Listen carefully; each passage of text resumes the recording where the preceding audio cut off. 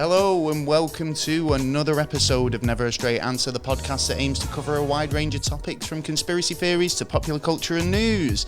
I'm your host Gaz, and joined in the studio, as always, he's the... Hello. I forgot what you're fucking called this week. What you called? Taylor. He's Mr. Taylor. Hey! Welcome to the show.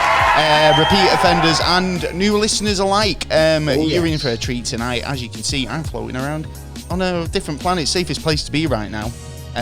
Don't want to be down on planet Earth.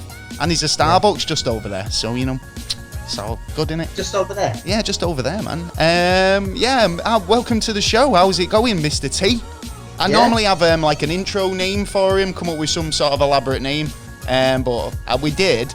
And then I just forgot it. So what was it? It was the mysterious. I don't know. Can't remember. Forgot. And I don't want to disrupt the show too much. Next week. We'll do it next week. So how's it going, man? We're still on lockdown. He's joined us remotely. Yeah. How are you diddling? Tired. Getting a bit more depressed. Are you getting depressed? As time goes on. Yeah. I don't know. I think I'm just getting a bit more deflated.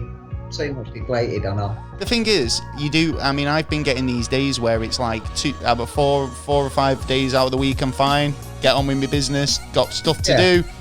But quite enjoying it because the weather's been amazing, been out in the garden, it's just been quite nice, to have time off and not be under pressure. And then you'll have these occasional days where you just wake up and it is everything, work anxieties get to you. You've got all them questions that you've got because you don't seem to be getting told anything from the government, but you're not being told for anything from employers. It's hard, mate.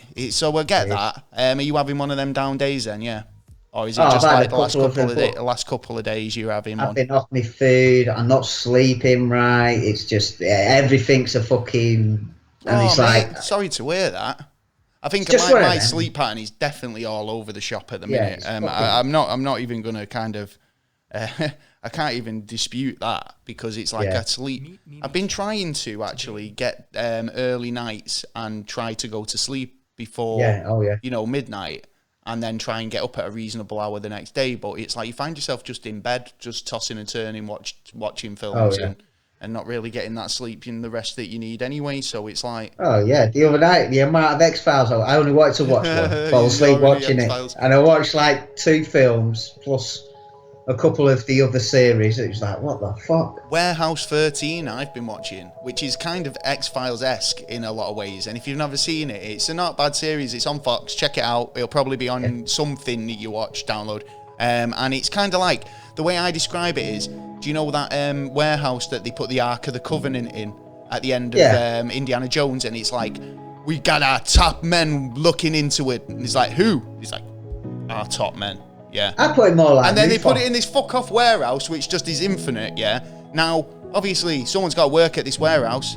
And he's kind of a Mulder and a Scully type character. They both go out investigating artifacts that have mystical powers. So yeah, I've been getting into that. Use them and test. I've watched it, but it's I'm on a repeat watch again at the minute. Running out of stuff to watch. Any recommendations, send them our way. We've got a bit of time to kill, haven't we? Yeah. Plenty of time to kill. Yeah, indeed. We've got a pretty good show coming up tonight. It's something that interests me, and it interests me and infuriates me at the same time. And it's a topic that I've been looking into. In fact, I wrote a blog about this exact topic quite a while ago, and I'll try and link it in at some point, or try and put it on the website, because it's tonight we're looking into subliminal messaging and product placements. How do companies get away with doing this and kind of like using subliminal means to influence you, influence your thoughts, influence what you buy? It can be quite dangerous. Give them your money. We're going to look into it today and see what the crack is. I think there's a lot of different avenues we're going to look at. We've got some very dodgy fucking companies who have been notorious for this over and over again. And You'll be surprised at some of the examples we've got for you. So stay tuned for that. Is there anything that you've kind of found out that you thought was super interesting just before we crack on?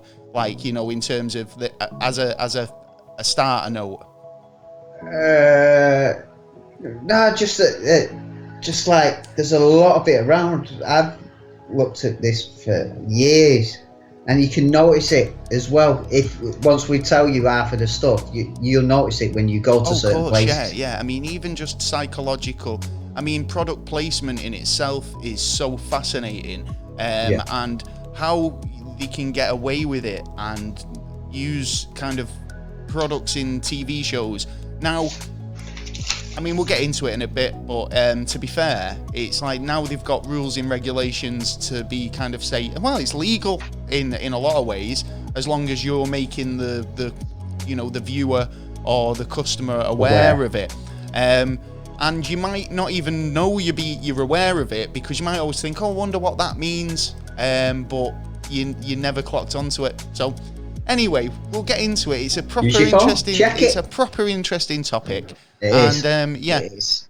We'll see where it goes, eh? Yeah. But, and it will affect every single one of you. Every single one of you. And a little story here quickly before we move on, because I mean, you kind of underestimate the power of your subconscious. Like today, for instance, don't go out the house often at the moment. So when you go out, you've got to go out and get everything you need, don't you? Really? Try and get everything in one fucking shop. Yeah, so I've popped to the shop because I'm in need of milk, right? Essential item. I need milk. Coffee in the morning needs to be done. So I'm thinking all day, I must go to the shop later. Must go get some milk. I get to the shop. I buy everything but milk. Yeah, right? But on my way home, I realise the items I've bought are Milky Way, strawberry milkshakes. Yeah, I'm buying the related items. It's got it in the title. Milk products. I've got milk products, but I didn't even remember to get milk. How crazy is that? Yeah. So your subconscious works in a mysterious way. Yeah. So it's quite interesting to see how this works and how people kind of used it in a manipulative sort of way. Do you know what I mean? But first, and still do. We've got, like I say, we've got actually cracking show tonight because we do a segment called "What's Fucked Up Where You're From." What's fucked up where you're from? Well, what's fucked up where you're from? This week we're going all the way to Oklahoma. Oklahoma, where the wind comes. I've been waiting all night to do that. I'm not going to do that. Yeah, well, we've actually got a nice little jingle for what's fucked up where you're from now. So, without further ado.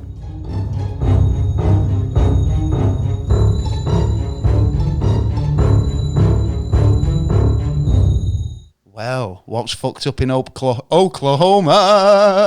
Well, Nick from the Tennis Podcast's got in touch, and he said that there's some fucked up shit going on in Oklahoma.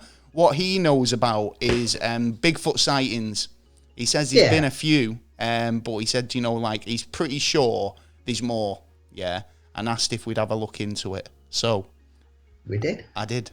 We've had a good look into it, and we looked into New Jersey last week. Yeah, and New Jersey had quite a fucking lot to answer for in terms of goings on, and in terms of leaderboard in fucked up high strangeness. New Jersey was up there. Yeah. Oklahoma could be a contender. Bang. I'm just gonna put that out there, and we'll get through as much as we can do. But most haunted buildings, right? Yeah. So we always go into these. There's the Mohawk Park and Golf Course, So the Mohawk Park and Golf Course makes it into the what's fucked up where you're from for Oklahoma, because it's the most haunted sports center, and has a couple of strange tales connected with it. First and foremost, the park is said to be haunted by a creature that's half woman, half deer, right? There's also little people who apparently roam around the whole property and can be heard making all sorts of strange noises. So I bet they like a little drink down there, don't they? So it sounds like they've got gnomes, right? For a start, they've got a gnome infestation, or Yeah, Caddyshack. Yeah, they've got what's it? It's beavers. The golfers. You got golfers. Yeah, you've got golfers on that golf shitload course. of golfers around with midgets riding on the back of them. On the golf course on the resort, there's a bathroom in the gold facility that is said to be extremely haunted. All manners of paranormal activity have been reported, but the most common is the fact that the lights are often seen inside, despite the fact that there's no electricity running into that part of the building. So, where's that coming from then? Do you know what I mean? So with a torch? Well, maybe, but why would you do that? You wouldn't employ somebody just to stand in there with a lantern. Yeah. I go there every night, dogging. you and your dogging, mate. You're obsessed. No. Langton's Western Way in Oklahoma City. It's Langston's Western Way is a former dance hall and bar built back in 1919, and today is said to be one of the most haunted places in Oklahoma, thanks to the presence of two ghostly sisters named Rosie and Patty. Weren't that what was it was Selma and Patty, wasn't it, in The Simpsons? Yeah. The sisters are said to have been taxi dancers in the old dance hall, which means they were basically customers who could pay them to partner up with them on the dance floor. So they were basically like the clean version of a lap dancer. Yeah, so the taxi dancer, just like, hey, would you like to waltz? It'll cost you $1. yeah, or whatever. The story goes that Patty was shot by her boyfriend and leaving his sister so distraught that she hung herself in the upstairs room at the dance hall. Ever since then, the girls have been there and basically seen in a variety of rooms there, and people believe that Patty and Rosie haunt the building. All right. So there you go. You got that place. Then the most haunted place in Oklahoma is the Stone Lion Inn. Okay. Cool. Well, probably. Do you know what? It sounds like what was that? Peter Kay was like, we're on holiday. We've found it's an old-fashioned Red Lion Inn. It's a pub, right? It's a pub. The Stone Lion Inn has become incredibly popular with paranormal investigators in recent years, due to the hotel being apparently haunted by a number of ghosts, including a middle-aged man, a little girl known as Augusta, and it's said that Augusta is about 8 years old and usually spotted on the third floor of the building. Lots of people have reported Augusta strokes their cheeks during the night. Whoa, that'd be freaky. She's also loves moving small objects around and playing fun games with the guests. There's a male spirit that usually seen smoking a long pipe in the late hours, and that this often appears, and the smell of tobacco as well lingers in the air. So they don't sound like they're poltergeists then, any evil spirits. Well, they this sound is like, the thing, isn't it? It doesn't have to be evil spirits. They could just be spirits. Like, why do all spirits have to be evil? Well, most of the time when you hear about spirits, it's generally they've done this, they've moved that, they've freaked some fucker out. What's that Ghostbusters tune from Ghostbusters 2? Yeah. Just got it in my head then. I went and watched that the other night, actually. I watch Ghostbusters all the time. It's one of those films where I can just go, I've got nothing to watch. Ghostbusters. Yeah, it's easy. Other strange happenings going on in Oklahoma, not just ghost sightings. There's the Magnetic Hill. Get this. So, they say that it defies gravity. You can drive up to, Springer's famous Magnetic Hill, and if you park at the bottom of the hill on Pioneer Road and put your car into neutral, you'll feel your car being pulled up the hill. If you let go of the brake, many explanations are given for this, but they say it's a bit of a mystery. So there's Magnetic Hill there. Sounds like the one like in Australia. There's a hill in Australia in the middle of nowhere, and you drop, open a can of Coke and drop the liquid. Drop the liquid does out, it have to be Coke, or does it have to be any? Is it any liquid? Just any liquid, anything. Basically, yeah. Yeah, anything, and it just drags it straight up the hill. It's like, why is that then? Is it just a kind of anomaly or what? I don't know. my mind was thinking, I'd love to go and actually test some of this out. As in, I want to see if it's a field from something. Yeah, of course. Happens. I always say I want to see this stuff firsthand. I mean, it's nice to kind of know about it, and it's fucked up to research, but it's there. It's just word of opinion in my book until I see it for myself. I feel like, oh, that's interesting, but and it's something that's not cost effective that you could go out and find the information, if you know what I mean. I know. Yeah, where are you going to get a can of Coke these day and age? Fucking hell. Like I say, you have to wait for a wagon to go by. I'm in space, and I still managed to get some. You did. They get everywhere. They deliver everywhere, Coke. Talking about, going Bigfoot. Nick said that there's been Bigfoot stories, and he was interested in that. So Bigfoot stories have been a staple of Oklahoma for decades. In fact, they heavily focused on the area and said to be one of the most active Bigfoot sighting areas in the country. One of the first sightings occurred in 1970 when a group of local high school kids decided to cruise the fog back roads near is it Tulana or Tulana after an evening pep rally. Sorry, not down with these American terminology. Down with the kids. Down with the kids. They pulled over, and one of the teenage boys wandered away from the group and basically said that he had a glimpse of what the locals would describe as the Green Hill Monster. So there's been Bigfoot sightings quite a lot. I mean, he ran back to the car and explained what he saw, and like I say, they've dubbed it the Green Hill Monster. And they have a big Bigfoot festival there every year. All right. Yeah, Beavers Bend State Park. They have that every year. So if you're into your Bigfoot and you're in the area, down in Oklahoma, get over there. Get down and get yourself a Bigfoot. They've also had the fair share of spooky lights in the sky as well. Potential UFOs or what? What do you reckon? Well, I'll have to have a look at the pictures and shit.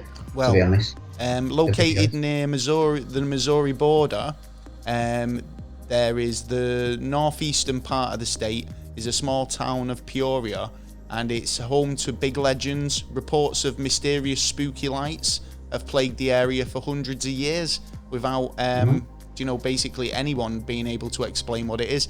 Despite numerous investigations, some credit the flickering orbs seen at night as gas or mineral deposits, or highlight beams from some sort of experiment or something. They've looked into it and they still can't explain it.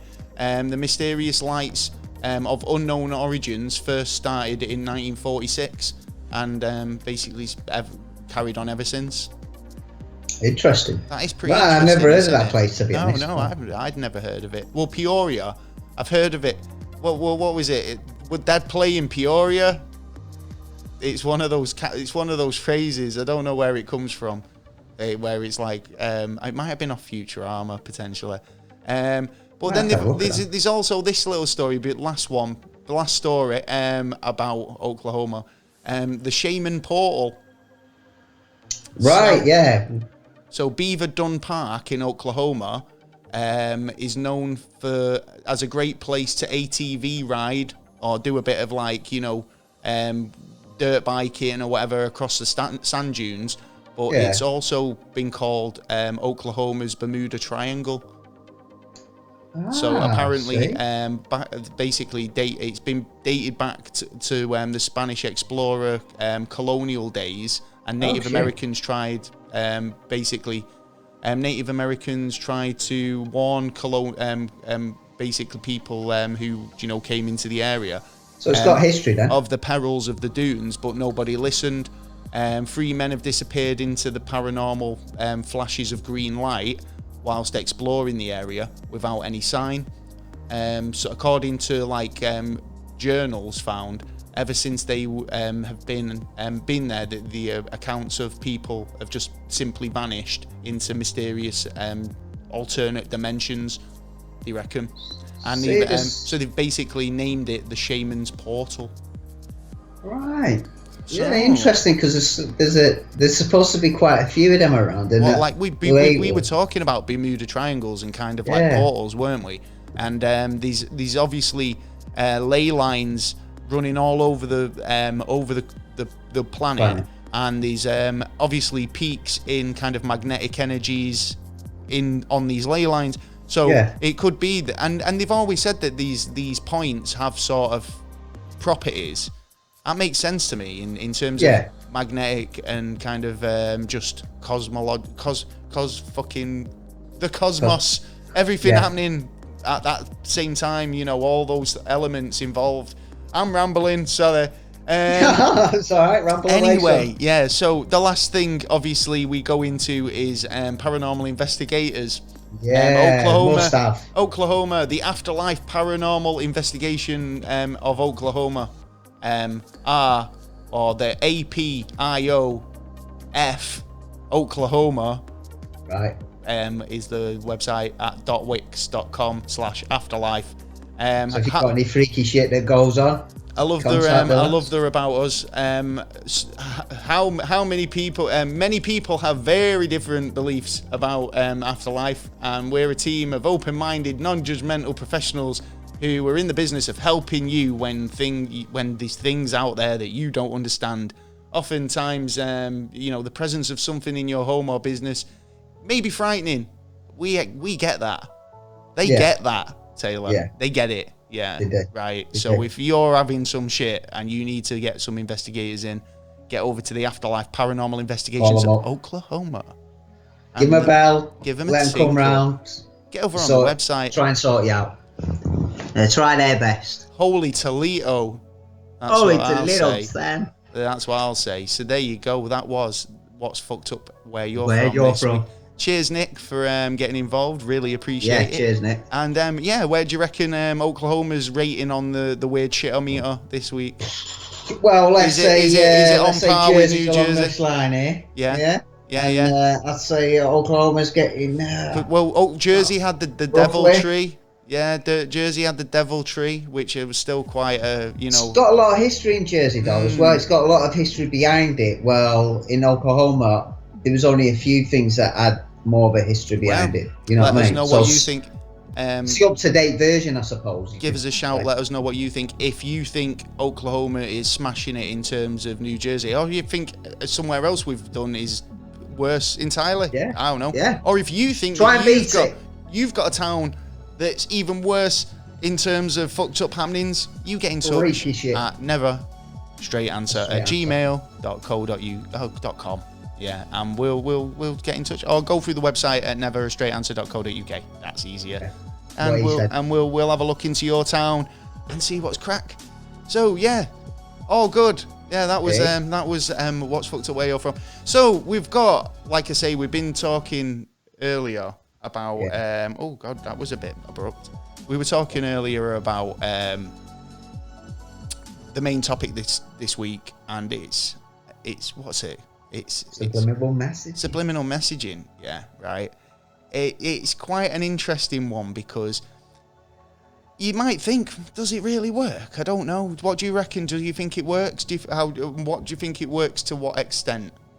Yeah, it's proven it works, because it's been tried and tested, and a lot of governments as well as companies still use it. I was trying to find examples of where the governments used it, and I was struggling a bit, but like it was so kind of like prevalent in the corporate world that it was kind of fucking hell, how are you getting away with it? But it's the things they choose to kind of drop in it which kind of baffles me, because I mean, if you're shifting a product, then shift your product, right? But to put like with Disney, I mean, they've been notoriously put sex in their material, right? In the properties, and it's kind of like, why? I mean, are they trying to what is that going to market towards the kids? I mean, is it preparing them for the future, or is it kind of getting them in that sort of frame of mind? We don't know why.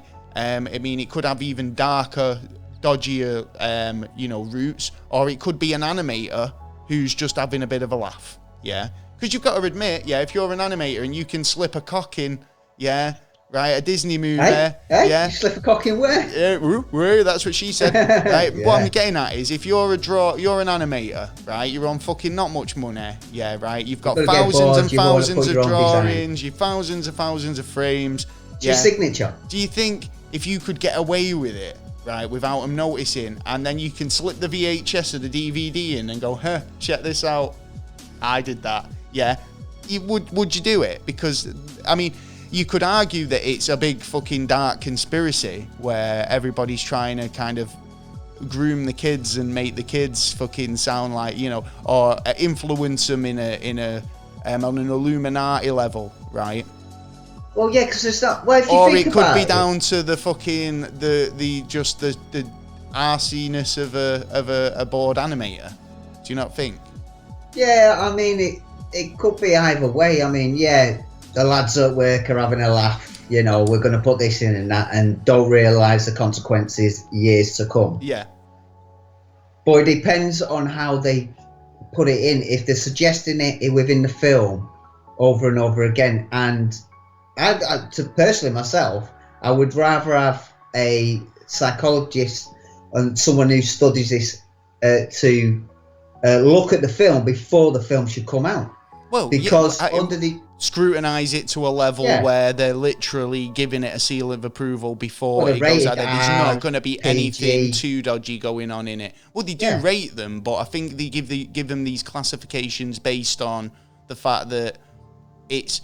I'm not sure if these people actually sit down and watch Frozen 2 to make sure that it's fucking appropriate. They will know that Disney have got a good reputation, and they'll turn around and say, well, we trust that Disney have put out a child-friendly product with all the fucking regulations met.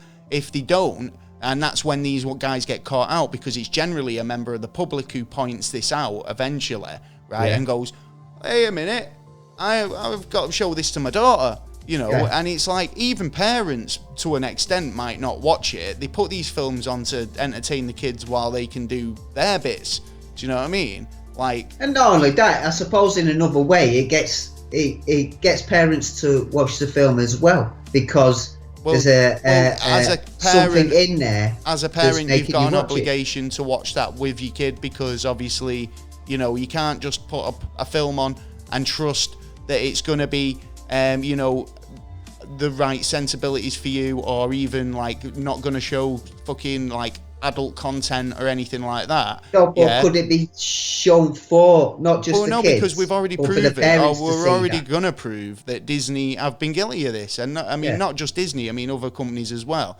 But I mean, in terms of subliminal messaging, I mean, let's talk a little bit about what it is, right? So, I mean, as far as I understand it, it's a way of manipulating your consciousness, your pre-consciousness, and your like your deep subconscious, right? Yeah. It's a way of making you kind of susceptible to kind of products, ideas, ideologies, and make you think that it's all your idea. It was something that you came up with, maybe.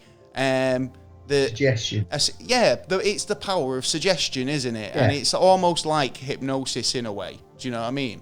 Well, So, I mean, go on, tell us about how you think it affects the senses. Give me a moment. I'm just going to have to pop over on to see this space rock, or give me a minute. Yeah, you'll go get a coffee. Right. Well, Starbucks. Yeah. Well, basically, it's like in a sentence, if I start talking to you, I can put certain words in every sentence to make you think of a idea, or let's say it was an experiment that I wanted you to come and meet me somewhere and write down, just before you met me, write down what you want for your next birthday.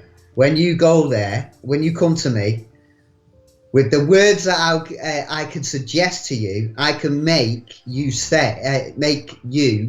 pick a different item, which I've already got for you within a box. Con artists use it all the time. There's a great one with Darren Brown and Simon Pegg, where Simon Pegg he asked Simon with Pegg, the BMX bike. Yeah. Yeah. He asked him, what did you want? Write it down on a piece of paper, put it in your pocket, don't let anyone see it. You come and see me, and we'll have a little conversation. There's a box behind me. I don't know anything about it, and there's something in it. And the way he was saying it in words. He never even wanted a bike. No. He wanted a leather jacket. He wanted a leather jacket. He was so convinced, even though he got taught, he could even see his own handwriting. I want a leather jacket, even though I don't want a leather jacket. He's convinced him. He's turned him around that much that that he was kind of convinced that that's exactly what he wanted, right? When it wasn't, right?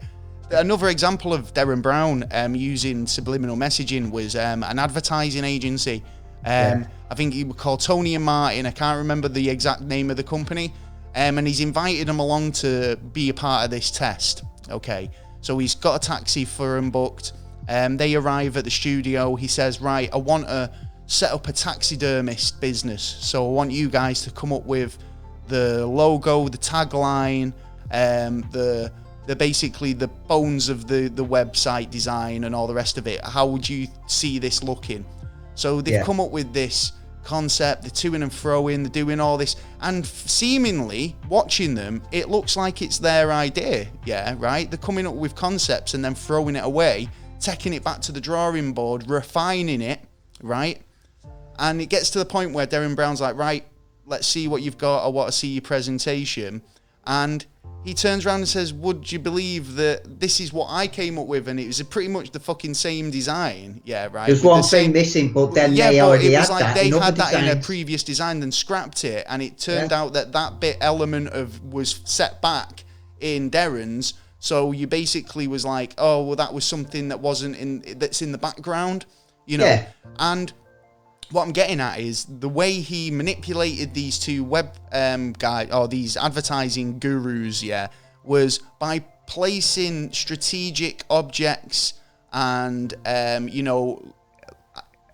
iconography and fucking imagery and sounds and all these things on their route to the studio in this taxi drive. So by the time they got to the studio, all these elements were already floating around the head. And then when he said, right, I want you to make a taxidermy business, it went and all came together because they were influenced. It's stuff that they probably don't see every day. So they kind of took notice of it when they saw it.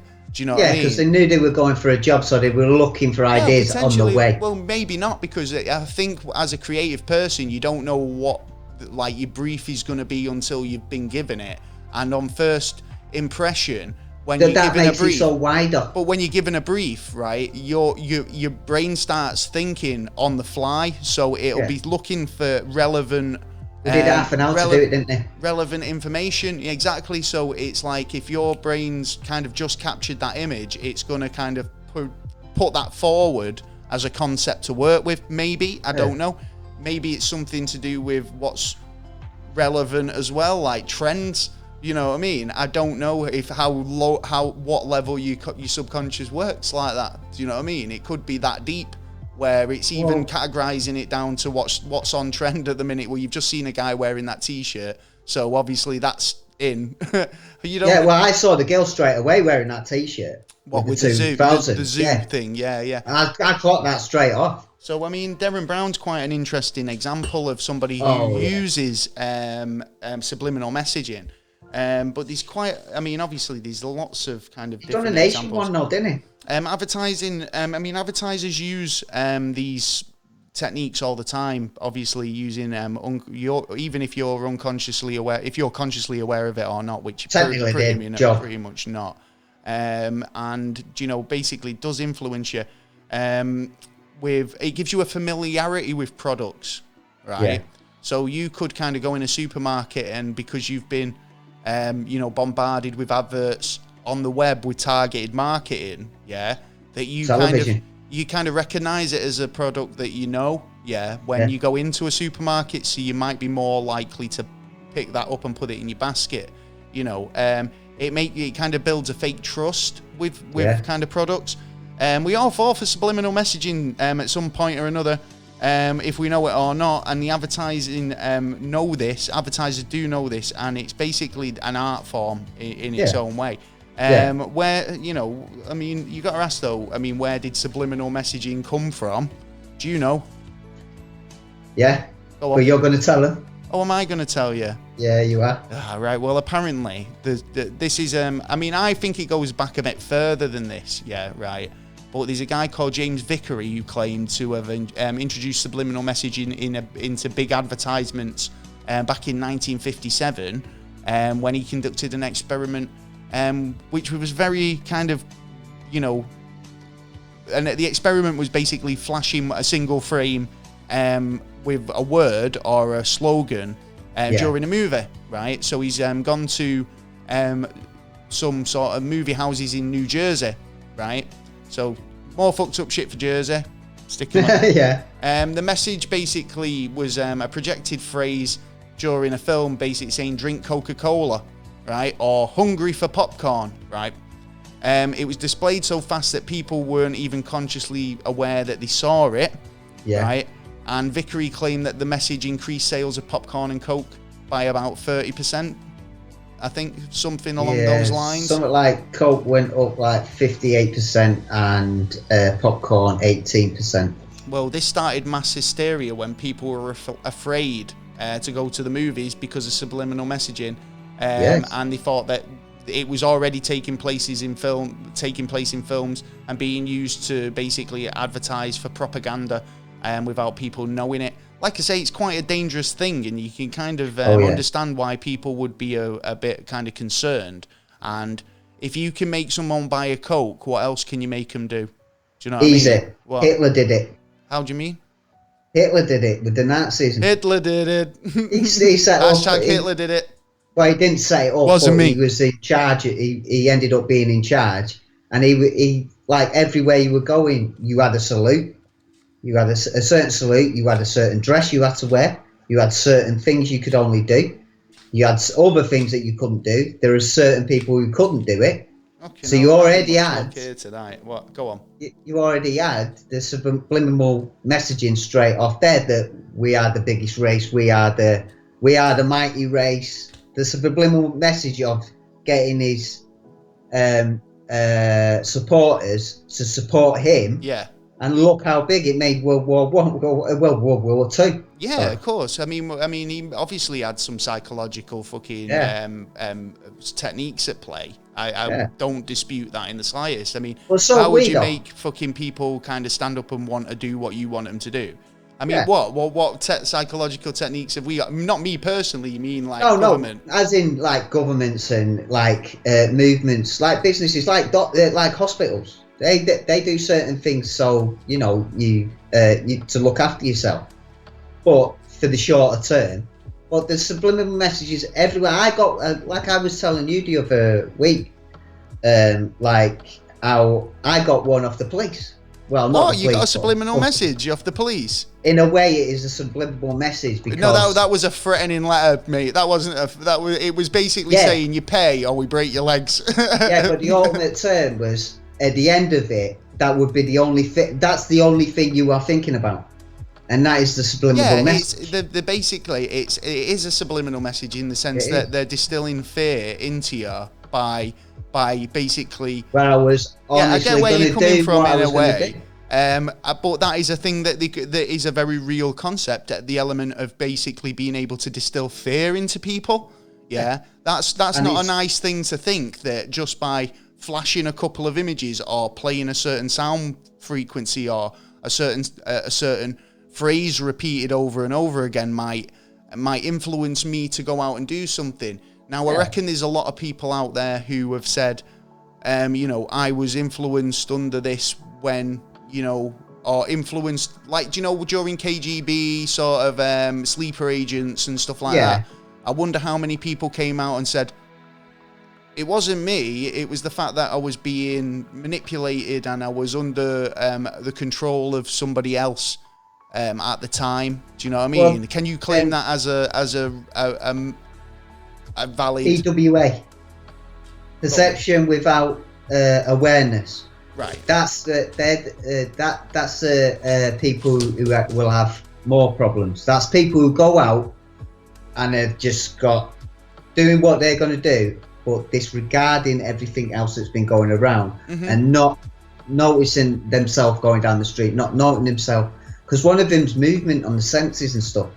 You see, we were talking earlier. I mean, there's so many different ways they can implement. 37, I think it was. I mean, sounds amazing. I mean, like I was saying about just smell. Yeah, the fact that when you're walking down around Disneyland, and there's all these fantastic smells. They're designed to make you think, oh, that smells amazing, let's go in this shop. Yeah. Right. They're pumped into these places. I mean, it is, there is lists of the most appealing smells to humans and what they, in terms of nostalgic smells, and what they make you bring you back to your childhood, because you can smell the freshly baking bread like your nana used to make. And it's all a matter of psychologically manipulating you in one way or another. I mean, I'm more interested in the audio and the visual side of it, I've got to admit, and I think they must be the more powerful aspects. But obviously, these kind of techniques have been proven to work because they are used in, learning. I mean, learning techniques. People use these sort of learn Spanish while you sleep. Learn fucking Spanish. Exercise where French. You sleep. Yeah, you can. Can you wait? I suppose you can do brain training or something like that. Well, there's a thing of like if you're dreaming that you're swimming or you're doing some kind of movement, your actual muscles within your body will be actually tensing. Really? So you actually feel like even though you're not actually doing it. Your muscle within your body is actually tensing that little bit of, so it actually builds it up, apparently. That's actually pretty interesting. I've never heard that one before. Yeah. I know that, obviously it's widely believed that people can learn skills and languages and stuff. But obviously during this state, you're perfectly susceptible, and obviously your ears still kind of pick stuff up. Yeah, so... And stuff that is under... Yeah, of course, you have a subconscious.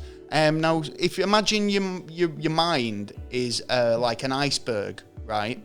And you've got your iceberg and it's floating in the water, and you've got the peak of the iceberg sticking out the water, and that's you basically your conscious, your pre-consciousness, which is your waking conscious. You can be influenced in this state, and you can be kind of have flashing lights, audio, these types of things, smells. They can still all influence you in a lot of ways. But then you have your unconscious state, which is your subconscious. Well, you have your conscious mind. You have your pre-conscious mind, which is just below the surface of the water. So it's like the grey area.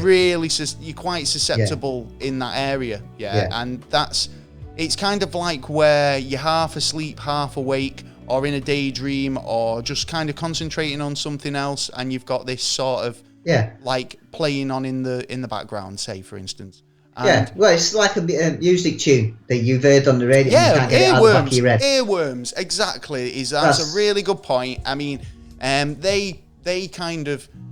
I mean, you get earworms for a number of reasons. Obviously, these catchy kind of tunes that are just catchy, but there is definitely science in what makes an earworm, 100%. I would definitely want to look into that now.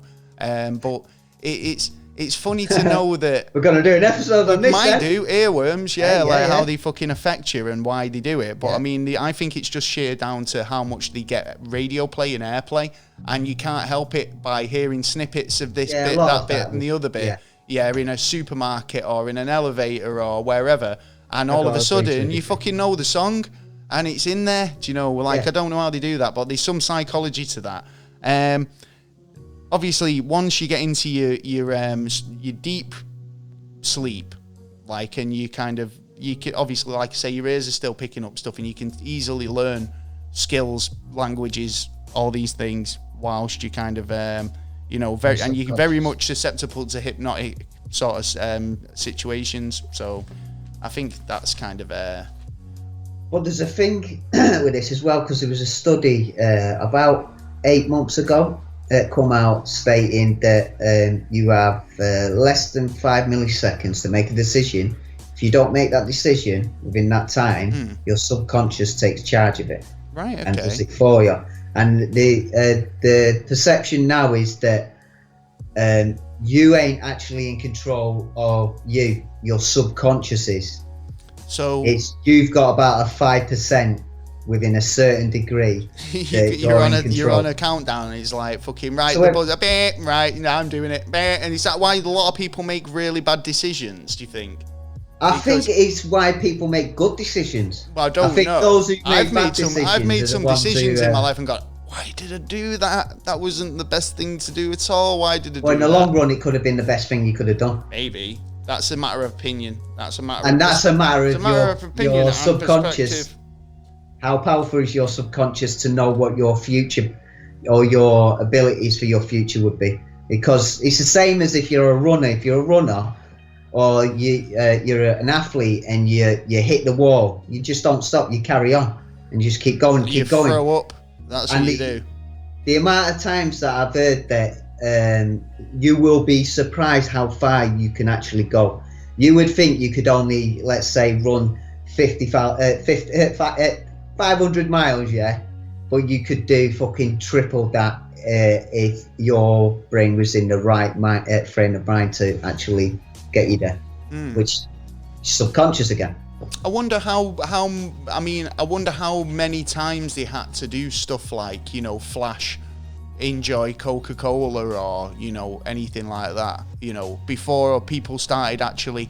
Was it a case of they did it once and there was a queue at the concession stand, or did they do it a couple of times and then get a kind of started to see a rise? Or I'm kind of intrigued to know how kind of how effective it is, how effective subliminal messaging is on a group of people, for instance. On a group of people? Yeah. So say, for instance, if we were watching a film and it was saying buy popcorn or buy Coca-Cola, would we go out instantly after watching half of that movie at the intermission and instantly feel thirsty for Coke, is what I'm getting at? Or would it be something that sinks in, or would I feel like I want Coke on the way home? You know what I mean? It's the same situation as if you would say, get someone to hypnotize to go and kill someone. It won't work. It doesn't work, and the reason why is because of your subconscious. Well, no, because they always go, they have a keyword is what they do with that sort of stuff. It's like, if I knew how to hypnotists, and I'm not overly convinced. Let's put it that way. It's basically pushing. Like advertising, it's pushing something towards you to have a look at this. Or keep having a look at this. Keep having a look at this, and doing it in them. Or if you can do it in all them senses, in one lot go. You've got them. Now, because they'll be. Of course it is. It's about eyes. Control. It's about eyes on a product at the end of the day, and that's exactly what it is. It's a fact for instance, like at the moment now, product placement is legal in TV and live TV and basically any pre-recorded broadcasts, as long as the company puts the P in the corner before the show. So if you're watching the One Show, for instance, and you see a little P crop up in the corner, that means that there'll be products in this show that they're being paid to have on set, right? That is the bottom line. That Nespresso coffee maker that's in the background is there because Nescafe have paid for it to be there. Yeah, they want you to see that on the set and go, that's the one Philip and Fern use, on this morning, and you'll go out and buy it, right? The even products, what they use back in the day, they'd stick a little fucking sticker over the brand, wouldn't they? Because they weren't allowed to show the lager brand or the coffee brand. Well, we're not allowed. If we do it, now they are allowed to do that. They are allowed to do that because they are being paid by that company to go, Coca-Cola. This is the company we use. Come on, Coca-Cola. Mate, Coca-Cola if Coca-Cola want to sponsor us, I'd be happy because they give enough Coca-Cola away to them fucking stupid Mento challenges. I see them fucking sending out crates of the fucking stuff. So if they want to send us some Coke, we'll actually drink it, You know what I mean? So anyway, free Coke to give away. Of course, yeah. If you want to send us some Never a Straight Answer Coca-Cola, be down with that. Yeah. Or just even put us on your label. Anyway, other brands are available. I've not been influenced by anything. Right. You're right, though, because it's all about selling a product. So, like, this product placement, it's another reason why the fucking TV license pisses me off a bit, because you can argue, well, we don't have TV advertisements to fund our programming, but then you're being paid by companies to have products in your programming. So why do you need an advert? And buy us as well. And then buy us as well. And then buy DVD sales as well as worldwide distribution. So don't pull that one that you skin because you've been raking it in for years. I've started looking into the subliminal sort of other companies that do this sort of thing. One that comes up quite a lot was SFX magazine. So SFX magazine would, obviously, they're called SFX, right? So all they need to do is just place the model or the cover image in a certain way that just blocks off the bottom of that F. Yeah. And suddenly the magazine looks like it's called Sex. And we all know sex sells, so, you know.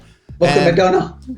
Fucking hell, yeah. She had a book called Sex, didn't she? She had a gap tooth, and she still managed to get fucking some sex selling. There's been loads of these instances. I mean, so like that was one in terms of like magazines doing it. The Yellow Pages had an advert that crops up quite often in these instances for DJ flooring.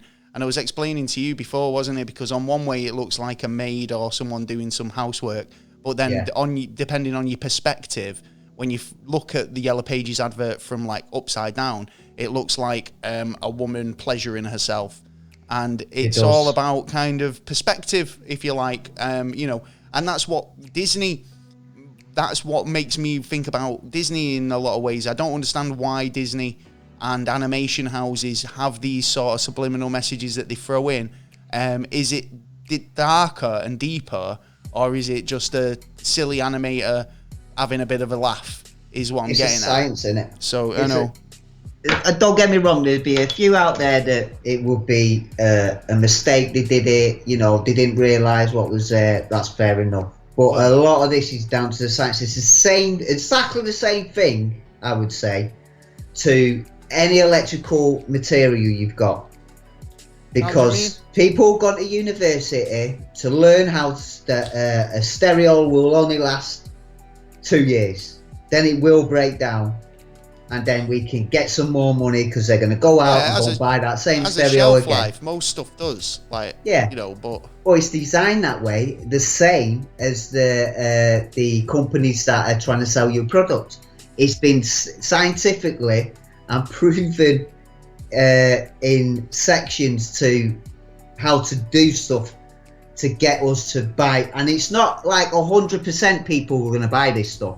We're talking an amount from like 20 to 60 to 70% of people will buy this stuff, right? Because they've this stuff. It's not exactly like the perfect formula that like I'm going to send you into a room, you're going to walk out there and go, right. No, but it's getting worse. So this is the thing, though, because it's getting worse because now they can target market it, you know, right? So if they can use algorithms to kind of judge what Mr. Taylor likes to buy online or what he puts on his Nectar card, right? Yeah. You know, is it a case of that once they know these things and they're able to kind of gather this data, then they can use subliminal techniques on top of that data, which are targeted towards you?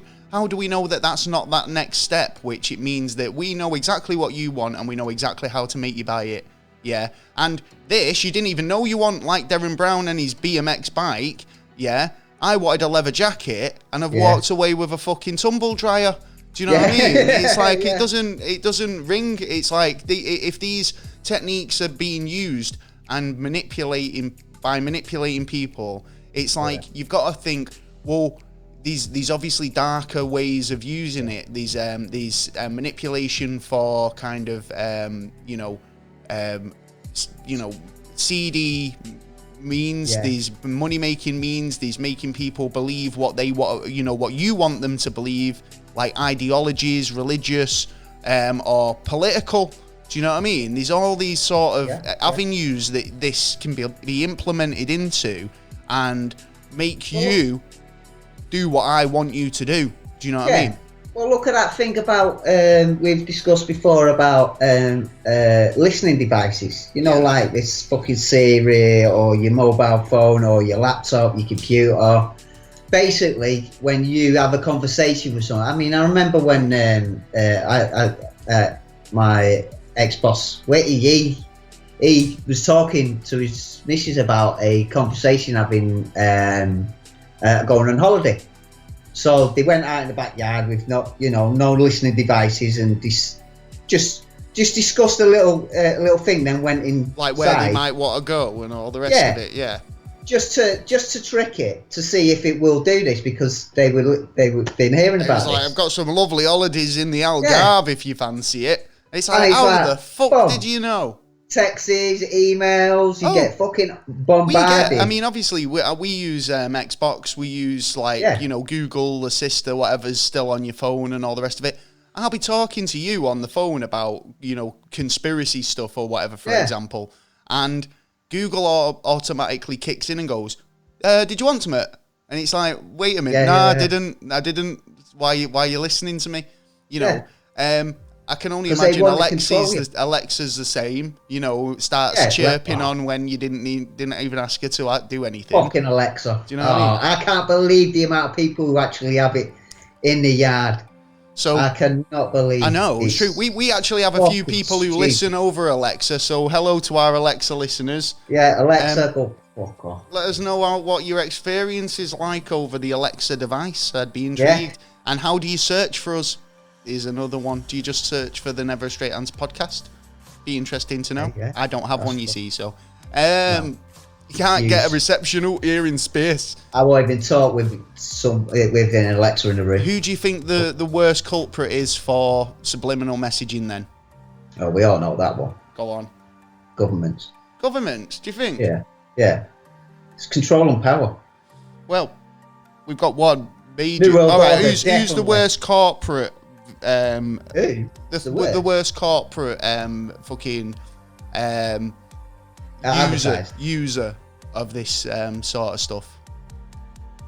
KFC have been known for it. They've actually slipped dollar bills into the lettuce of one of their advertisements for a King Royal or something like that, with some chicken burger, and because they were advertising it as $1, they put the dollar bill as the lettuce in there. I mean, I wasn't too kind of thinking that was just a clever. I don't mind it if you put in like a clever twist on your logo. I mean, that's not giving me an impression of you being something you're not. You're just making. No, but you're changing something. So you're changing something within the people's minds now. Yeah, but that's just about perspective, isn't it? I mean, it's like if you can see like these logos where they've got something else going on in it, like have a visual sort of element to it. That's just good design. Do you know what I mean? It's in that respect. But you know what? I wouldn't say it was a subliminal message. I mean, unless it had some sort of dark meaning to the symbolism. Do you know what I mean? UV light. Try UV light on things. And you'll see, because light up like a Jackson Pollock. You could have like written, like, let's say if I go into a video store and I could have, I could under. Well, do you think that's going to be something that people will kind of be susceptible to? If like I just had stuff on the wall, written on the wall, but nobody could see it, but it was there. Yeah, because we only see 22% of that visual spectrum. Yeah. But our brain is actually collecting in the whole lot more. So we're only seeing. I wonder if it works. We'll have to do some sort of fucking experiment on it at some point. Disney is supposed to be a family-friendly and family-orientated company, but has often been accused of interlacing sexual innuendos into cartoons. Some believe that Walt Disney himself basically put this in thought he was close to 13 bloodlines of the Illuminati, and this is why it was some sort of control thing. But the Illuminati also commissioned the production of Fantasia. Oh, yes. So, you know, and they said that it was basically a mind control programming tool. During the wedding scene, which the groom is MK Ultra'd by an evil witch, which is basically supposed to say that there was a wedding ceremony, it appears to have an erection. Disney have since withdrawn that scene where he has a boner, but it's still, you know, it was still there. But they say it's got some Illuminati links to that one in Fantasia. These other scenes where obviously during the Rescuers 1977 version, another group of rogue animators who were assigned the work basically inserted 2 frames of topless women, basically pornography, into the windows of the cartoon. So, you know, loads of screenshots are available. I think we've got some screenshots of this stuff actually. We'll do those in a minute. I mean, the fact that there's so many examples of Disney's properties that have some sort of lewd or kind of thing in it, it's a bit untrue. I mean, the list. I mean, here's a bit of a list, right? Okay, I've got some examples here. But they are big company, and they have been going for a long time. You know what I mean? So Tangled, you've got Tangled there, so you can see sex is written in the Tangled of the hair. Lion King, it's written in the stars, baby. You've got sex written in the stars. Mufasa's got a bit of a bikini. Got to get his bikini line out. He has. And it's once you see these things, this one makes me laugh. Uncle Roger and Mummy. That's a bit fucked up. That is a bit fucked up, but it's so fast that makes me laugh. Peter Pan's little wink here, in the shadow on Peter Pan, and then that is just anal beads. That's bad. Just wrong. Anal beads being pulled out as Cinderella's, not in Cinderella, but the mice. But this is the scene on Rescuers with the frame of pornography that's been embedded into it. It almost reminds you of Fight Club, doesn't it? Yeah. Do you know, that's what Tyler Durden did, didn't he? He interlaced like one scene of pornography into films, and you know you saw something, but you can't be sure. It was so fast. Do you know what I mean? This is it, and you know what? You just reminded me of something there. What? That not that long, about 2 years ago. I think it was about 2 years ago when I actually did notice something. I was watching something on, I think it might have been a TV program, and I did notice the Flash. What you think that you got subliminally messaged or something? Yeah, like there that? was definitely something that passed, without a doubt, without a shadow of a doubt. It's clear as day. I think it is being used still, and I mean, I don't know if you could actually moderate it to the extent that there's so much content going out now on streaming services and stuff. I mean, how can they monitor all of this content that's coming out, even on YouTube? Do you know what I mean? It's could there be people out there using these sort of there's a lot of YouTube channels that are kind of like creating crafts and do this and do that, and hacks and all this, right? Yeah. Now, these are just production companies who make these because they've got a formula for making a YouTube video, right? Yeah. How do we know that these aren't being put into these YouTube videos slyly to push products we don't.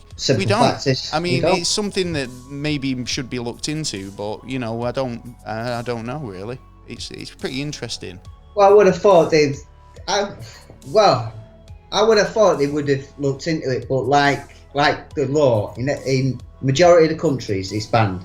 In majority of the countries, UK it's banned, Australia it's banned, America it's banned, but it's one of them laws that don't really matter because no one's actually coming forward and going, hold on, I've just gone out and bought this fucking Rolls Royce and I only went out for a pint of milk. Or come back with no milk, yeah. Like me. That'll be me. But if you think about it as well, it's the banks as well, because it helps the banks. It could create debt. it creates so much debt. Why did I go out and get a mortgage? I knew I wouldn't have enough for it. We talked about this before. I mean, it's just the fact that, like, you know, it's so kind of I mean, elements of it, the legality of it, in terms of how, you know, the line. Yeah, they've got it to an art form now where they know where to product place. They know where to put items in supermarkets. So you buy They're just more, cleaning it up every time. They make you make familiarity with products that you kind of think, oh, I remember that, or I know that, or so and so uses that. Yeah, and you know, that's the one I saw on the Kardashians, you know, or whatever. Yes, it's a case of that's what's driving the economy, if you like, because unless you create demand for a product, then your product goes nowhere. It's nothing on the shelf. Do you know what I mean? But if you go to the experts to get them to boost it and do those techniques to make your product more appealing than everyone else's, that's the goal, isn't it? I think. Well, yeah, I think the ultimate goal is, when I was saying like 30 to, let's say, 70% of people will be brainwashed to actually get it. They want to get to the goal where it's 100%. So every time you go out, and managers are going out and perfecting how to sell things, so they can do that. So they're manipulating everybody who walks past it and go, oh, I didn't want that, but I'll buy that. That's why that's why when I go to the big shops, I know what I want when I go in there. When I go in a big shop, go straight make in, a list, get it. That's why it's good to make a list. That's why you should make a shopping list, so you don't get sidetracked. And I mean, it's nice to get those treaty, cakey bite bits on the end of the aisle every now and again, but you don't need it. It's like there is a reason why the bread and the milk are on opposite ends of the supermarket, because they know that you've got to go past all those other aisles before you get the 2 bits that you went in for in the first place. So you know what I mean? That's why they move the objects around as well. So you go, so your potatoes were in the top aisle, but now they're at the bottom aisle the week after, because now you've walked all the way up there, seen the product that's there, and then gone, oh, I didn't want one of them, but I could do one of them just in case, and then go back and get the potatoes. Well. Yeah, we've got new things on the shelves as well. So, yeah. So, what? Anything you want to add to the subliminal messaging? Anything you found out that you thought was interesting that we've not covered? Sounds a pretty good one. Sound on manipulating people, like again, shopping, the music. Oh, of course, it's manipulating you to buy. The music that even and the words are as well. Yeah, of course. So and it's good in words as well. You got like I was saying before about sentences and stuff. You can add certain, the letters don't after all be in the same right order, but you can add stuff in. If you say these certain sentence for what, I don't know, a couple of minutes to get it into their brains. Oh yeah. Like kind of like I say, repeating a phrase definitely is one of those subliminal techniques that is used, quite often. And the undercut of sound as well. Hiding words, hidden phrases. You know, even Derren Brown, when he talks, he's kind of used techniques where he's changed words so he'll be kind of talking, and even if the word's not the right word, but it sounds similar, he'll replace it with the word that he wants you to hear. That letter was in there. Yeah, just the word that he wants you to hear. So he's constantly slipping in examples where it'll be like, I can't think of an example off the top of my head, but the fact is he'll kind of replace a similar sounding word with a word just to get his point out there and manipulate you into doing what he wants you to do and hearing what you want to hear. So it's quite interesting. It's a skill, in itself. But I mean, definitely. Jesus, some of that I'd probably never be able to fucking master. Subliminal messaging, then overall, it's kind of dangerous. I think it's one of those things that shouldn't be really messed with in terms of like mass population. Advertising and stuff like that, but it doesn't. Unless we say something about it, it's going to continue. The psychology of it and the actual thought of it and the technique is very interesting, though, I've got to admit. And to think that people are so susceptible to it, it opens it up to my belief in hypnosis legitimate. Is it abuse though? Legitimate hypnosis. Is that something that maybe would be worth going for or not? Do you know what I mean?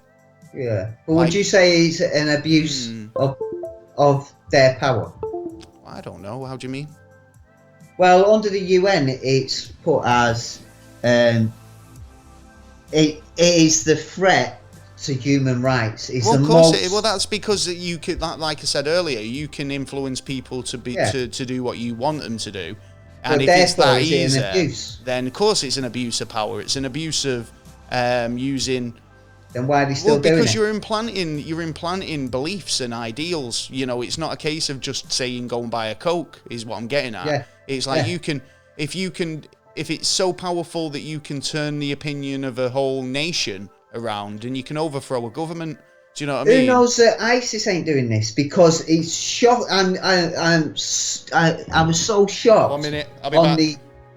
On the amount of time, which was, I'd say about within 2 months. I think it was even less than that, something like 2 weeks, that you can actually transform some normal college-going, university-going person to actually go out and kill and maim people, all under the name of someone you've been told is a god.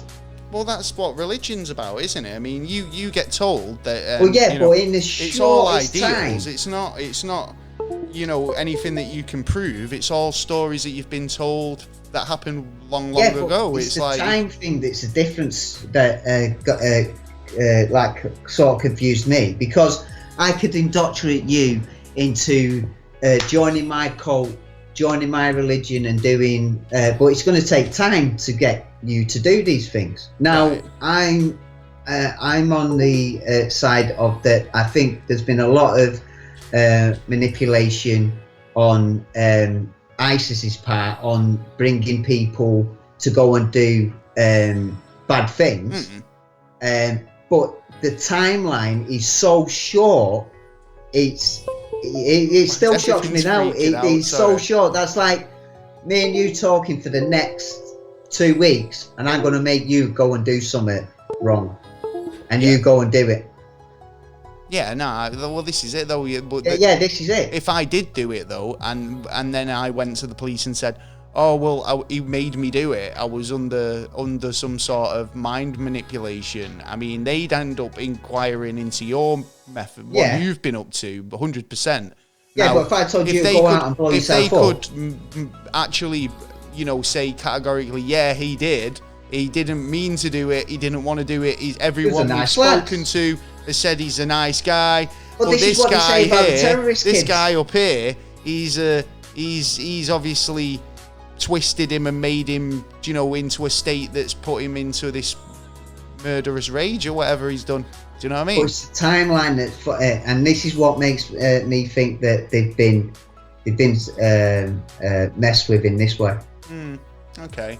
Well, I think we should be moving on now because we're getting on for time and we've still got the news to go.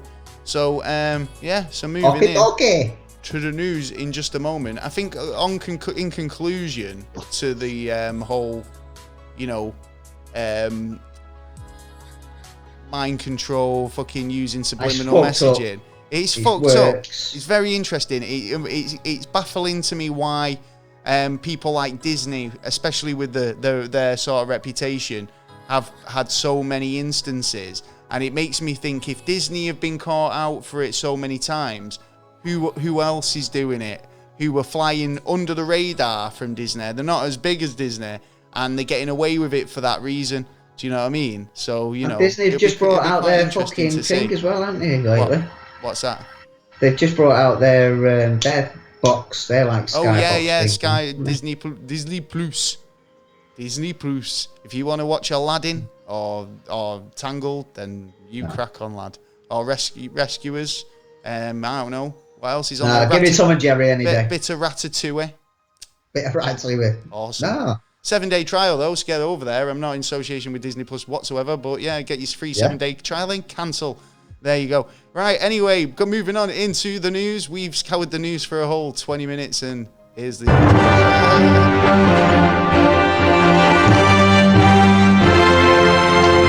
the news.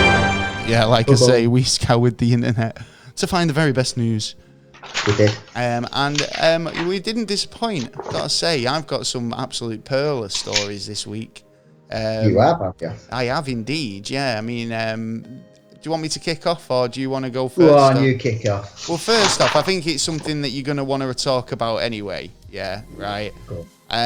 Fucking Donald Trump.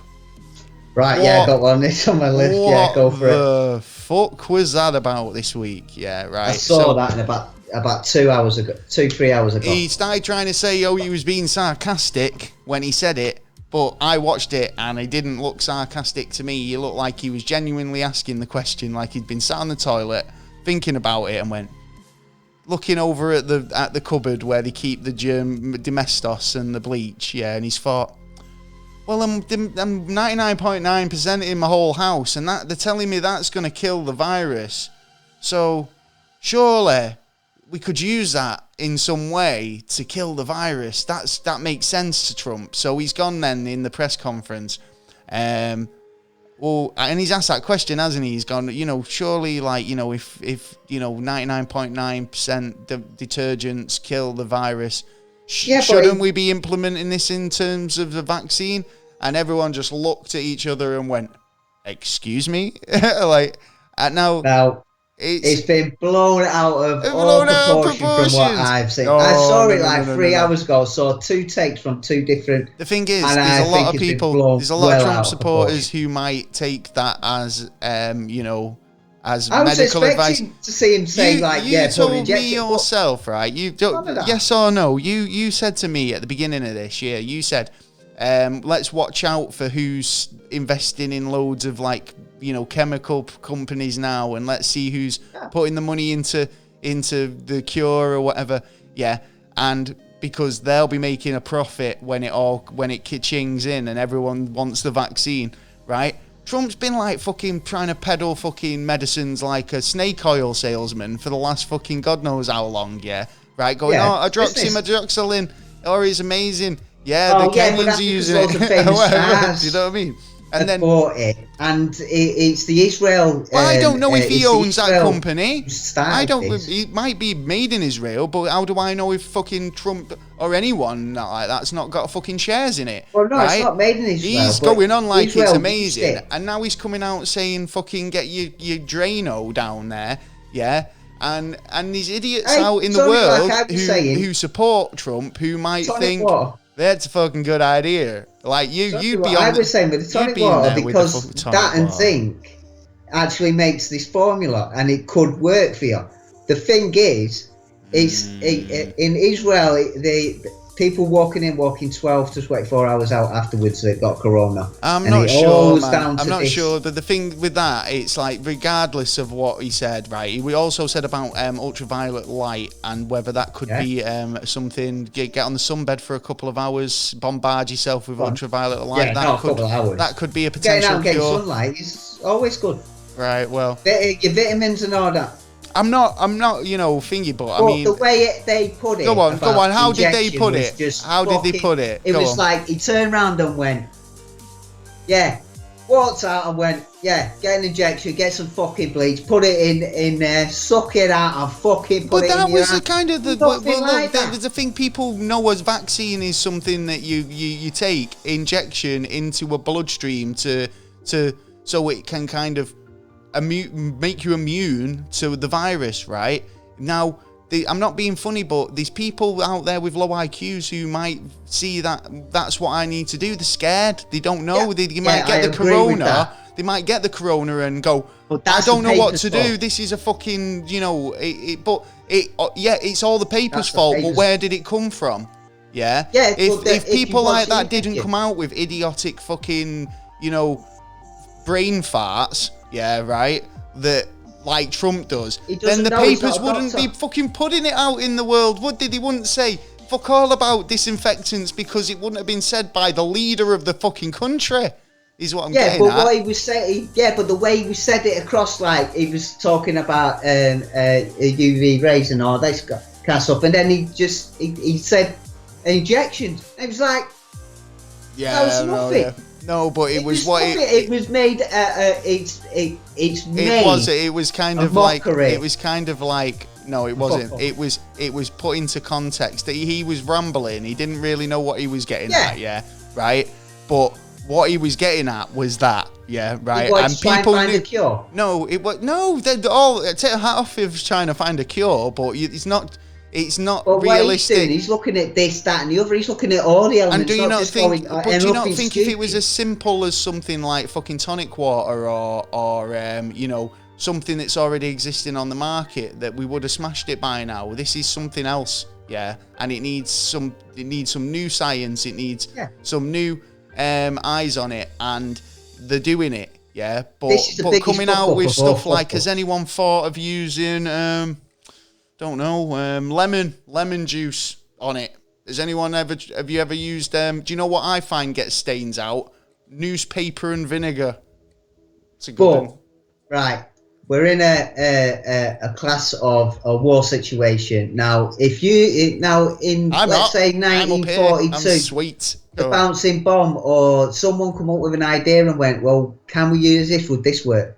And they tried it. They went, yeah, we'll put a little bit of money, see if it works. If it does, we'll use it. And then comes like the best fucking thing: the tank, the submarine. People thought of that, but yeah, but that's you would have thought everyone would have thought it was stupid at the time. So what do you think this is? But do you think this is a chemical? Well, no. I mean, at the end of the day, I don't agree in injection. No. These differences between fucking like thinking up a technological advancement and clutching at straws. Do you know what I mean? It's like these. Because he's in a situation that like no president's been in for a long time. It's true, but so is every other country, and I mean, it's like these other countries that are making more headway than us. I mean, we could be doing better in this situation, but if Boris Johnson came out and started asking if any. Nice word tomorrow. Well, good on him. Welcome back, Boris. I'll give you a fucking round of applause, man. Actually, fucking good lad. Come back. Go on, son. Go on, son.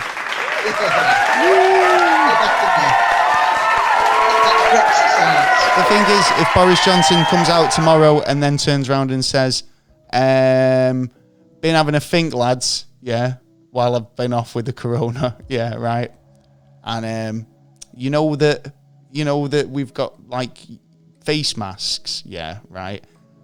I've got face masks. Stormtrooper helmets. Everybody should wear Stormtrooper helmets because that'll sort it right out. If you turn around and said that, yeah, it's like we don't want a leader who tries to come up with the solution. I want but overall, yeah, but by delegating to people who know a bit better and have a bit more sense, yeah. Get my chief scientific officer up here right now because I need his advice, yeah. I don't need to start trying to think of vaccine ideas myself.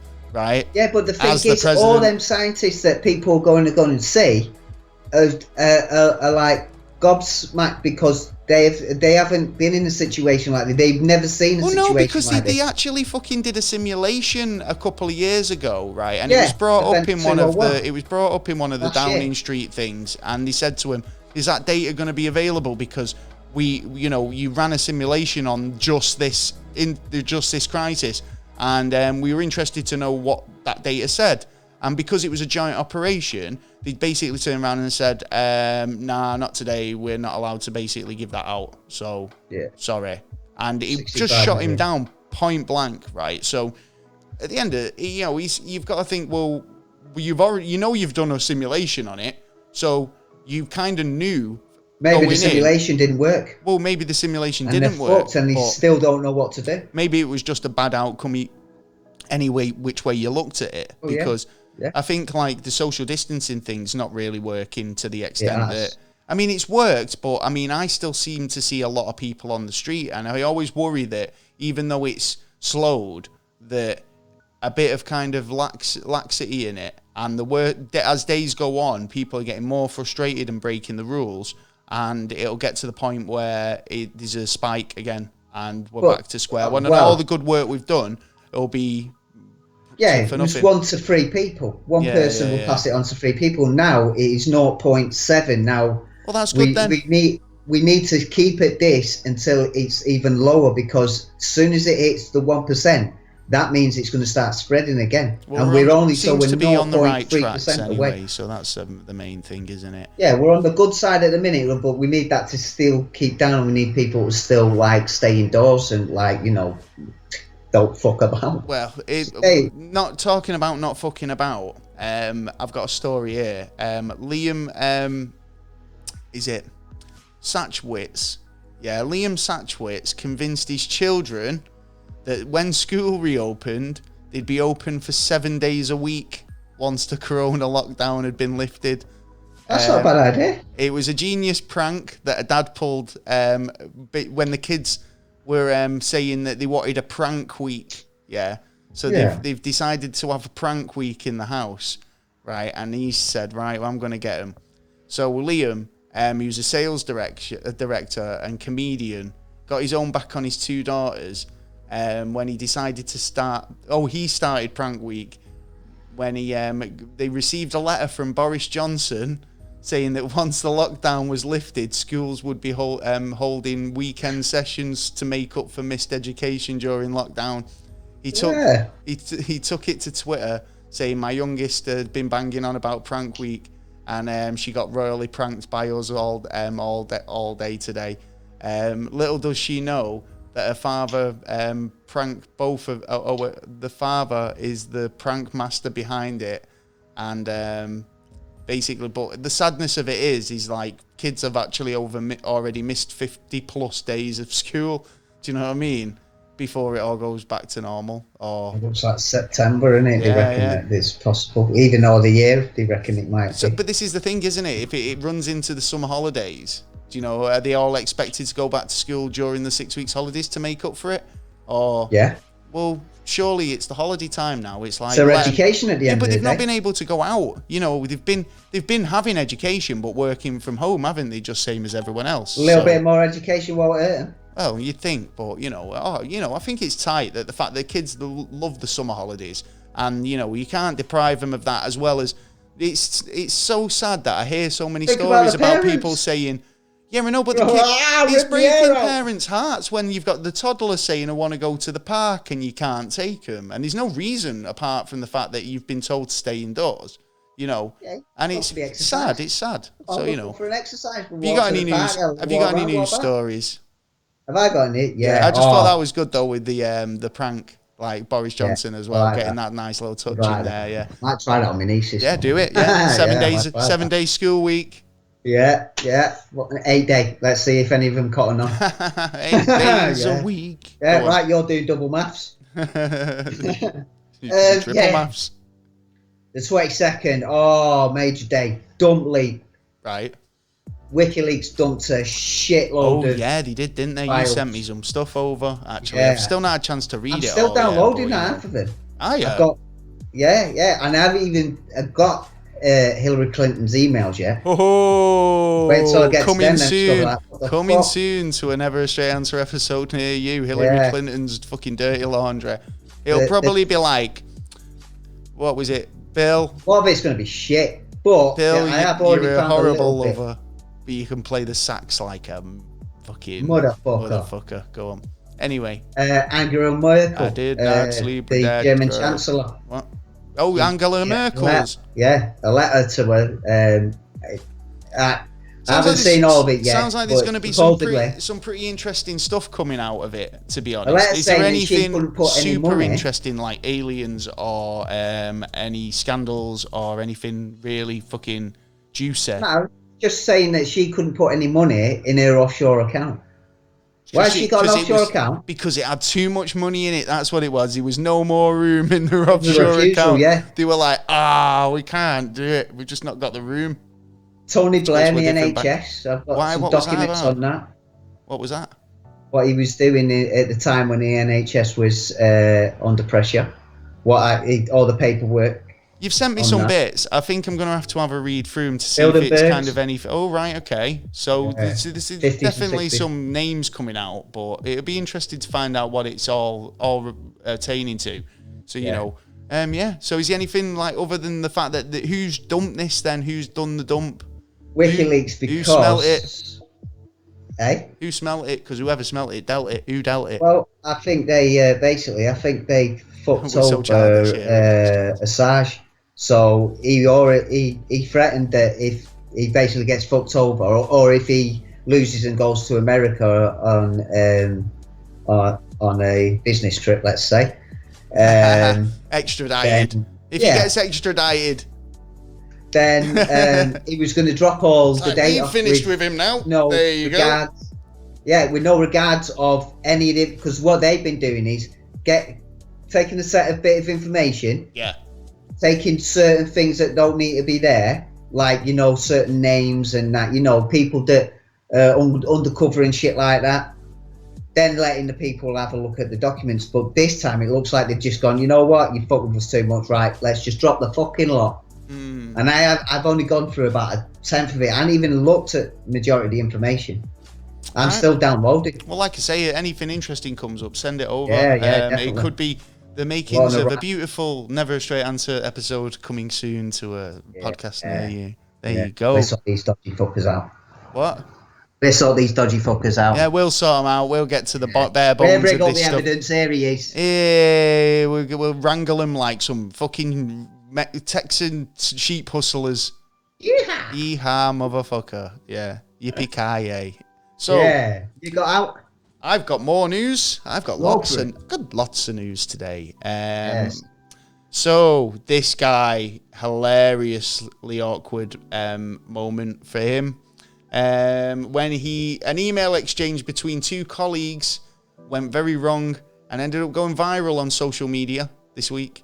It's not quite what it seemed. Many people are currently working from home, obviously. Yeah. Understandably, this means that you'd be taking advantage of the opportunity to not get dressed as much. Yeah. Be chilling around the house. And obviously, doing things that you do around the house when you are at home. Yeah.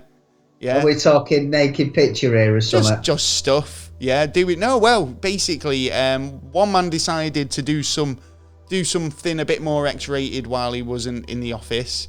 Yeah. The man known only as Callum appeared to basically suffer from an embarrassing working from home blunder after his colleague informed them that they could see everything that he was doing on his laptop screen, and it turned out that he was just basically watching porn. Yeah, from his work computer though, and he was there was one of his mates. No, they did catch him at it. Yeah, they caught him on they caught him. It was posted as a user known as Cheesy Wheelchair, who said, work is definitely the right time. The email sent by a man named Gary, who surprisingly just sent him the message, your morning, Callum. I hope you're feeling better. Can see you're logged into via remote access. So obviously just trying to point him in the right that we can see everything that you're doing without actually saying it. But embarrassing. It is embarrassing, shit. But I mean, it's like one of those things that it's like the guy's working from home. It's like you could genuinely get caught in that situation where you've not logged out of that team meeting. And people aren't used to this software, all this Skype, video calls and whatnot. You could be in a team meeting with half your company and then think you've logged out. And then start slagging off the boss, or you stand up in your business top half, or bottom half you've not got pants on, like a fucking newsreader. On a side note, Xbox used to have a thing called there where your friends could see what you were searching for on YouTube, and we had a friend on there who when saw them searching for celebrity nudes one day. So I just had to message them saying, we can see what you're searching for. Instantly went offline. So it was funny. Have you got any more stories? I have. Supposedly, I've heard 2 reports on this now, and there was a report the other day that Kim Jong-un of North Korea fame, and the haircut, basically, he went in for a heart surgery. Something went wrong. And then a reporter come out saying that he was brain dead. What? But then that reporter had to take away that information because supposedly it was wrong, but now there's information coming out that me? King Jong-un's, is he dead or is he brain dead or what? Looks like the information's coming out from China now. A Chinese reporter who went over there, and basically there was something wrong with the stem or something, and then he's basically that's mental. Seriously, so who's taking over? Because is he going to be his sister? Yeah. Crazy. Is she psychopathic or is she a nice lady? As far as I know about that's a bit of a question to ask, isn't it? But it's a relevant question when a new leader comes in. That is the only question really you need to ask, don't you? Because it kind of sums up quite a lot. Go on. So how long should it last? Because what about a male heir? Has she got a male heir? Is it that sort of town? Well, he did that to his uncle. One of them basically tied the uncle to a machine gun. It sounds like the Dark Ages, where it's like, come on, we've got to write off some nasty shit that goes on over there, man. Just so I can get my power on. Torture's a dream over there. Fucking hell. There's some freaky shit going on, isn't there? Yeah. So I mean, when did you find this out? I mean, is there been any updates recently, or have you been able to find out anything more? Recently, I've just heard that it sounds like it's true from this Chinese reporter. But a couple of days ago, like I said, there was a report up, but then she had to take it down because it was turning out that it might be wrong, and they might decide to So at the moment, the reports are sketchy. So it could come out that he's alive and well and fine tomorrow. So well, we'll look back into that. Let me know if there's been any updates on that. Yeah. I'll bring a new update. I'm sure it'll come out who's now the new ruler over in North Korea. Anyway, and will it open up or close down? That's a good point as well. I've got this story which I thought was quite cool. Actually, it's a museum in Yorkshire.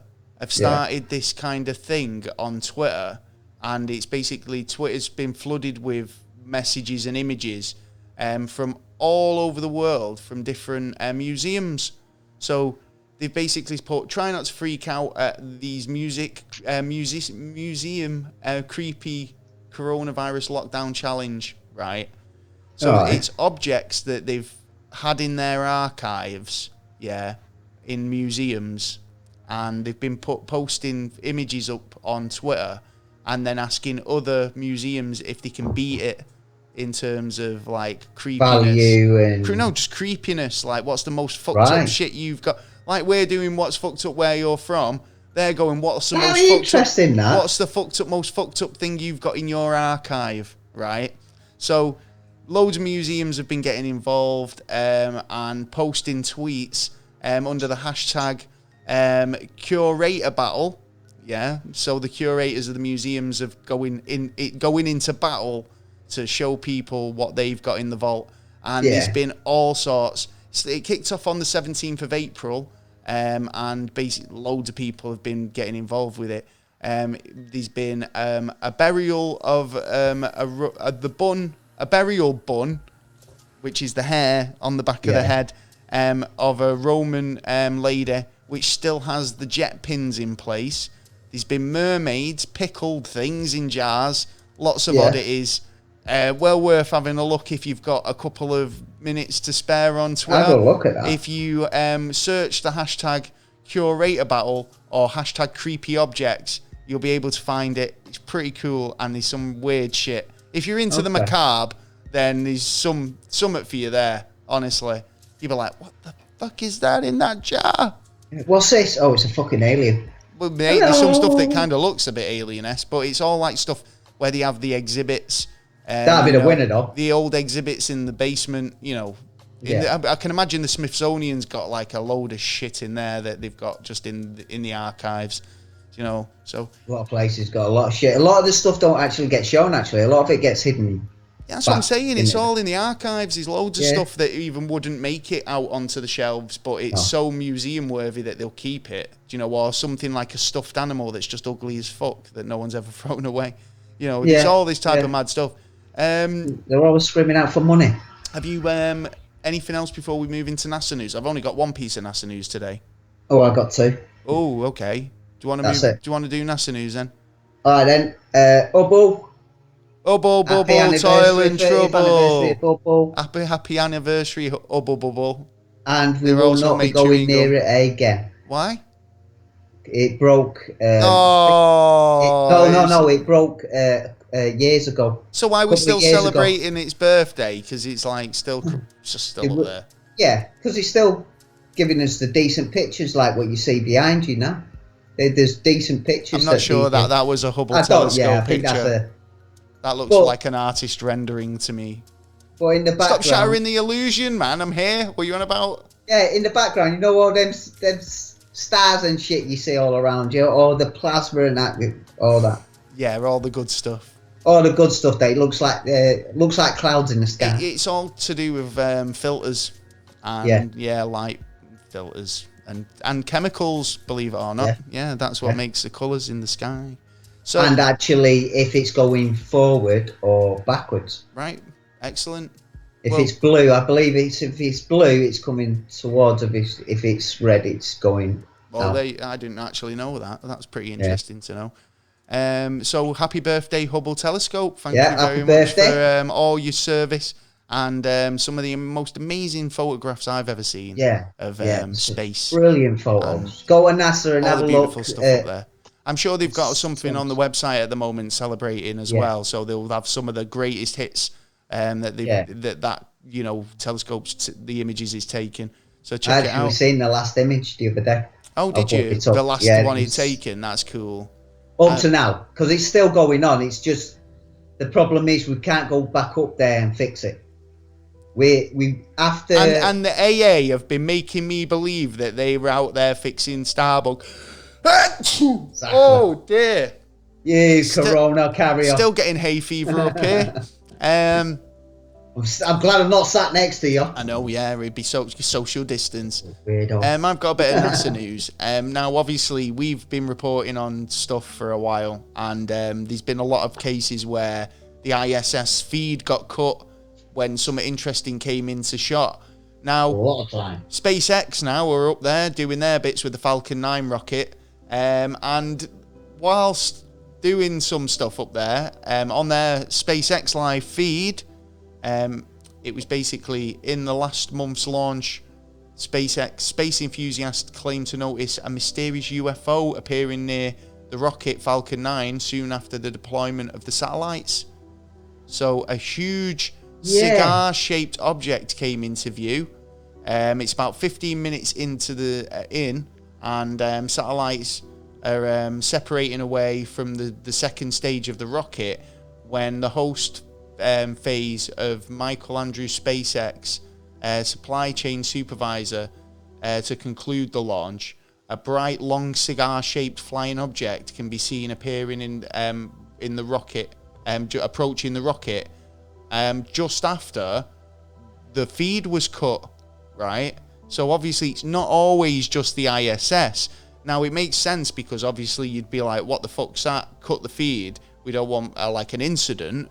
Do you know what I mean? Because it was an event, wasn't it? They were putting out all their satellite chains the other day. 60 satellites, I believe, that was getting and it was going across the sky. Actually, Agent Coulson was contacting me a couple of times about that, and I contacted him as well. I didn't see it, but apparently it looked amazing because you could just see a band of lights like out in the sky, and it's been so nice. So many times people have said, "Isn't the sky such a nice shade of blue?" Yeah, because of the pollution, no pollution at the moment and everything. Yeah. It's so beautiful, and that is actually what the sky's supposed to look like, guys. Yeah, that's original. That's the original. OG, that's OG sky. That check it out. Hashtag OG Definitely. sky. Yeah, look at it because you're soon going to lose it. Yeah, you're going to lose it again in smog and haze soon. And obviously, it's great for astronomy at the moment. If you're interested in astronomy, get over to your camera shops because they all sell telescopes. Well, that brings me to the second. And you'll be able to get on the stargazing astronomy racket while we're on lockdown. It'll be amazing. Trust me. Yeah. Well, that brings me into the second story and final story that at the moment we have a lot of meteorites. We've always got a lot of meteorites. No, well, Do you know how it's supposed to form? Hey, why we get hit so many times? Why does a Mars rock taste like... No, why does a moon rock taste better than an Earth rock? I don't know. I never tasted rock. Because it's a little meteor. Funny fucker.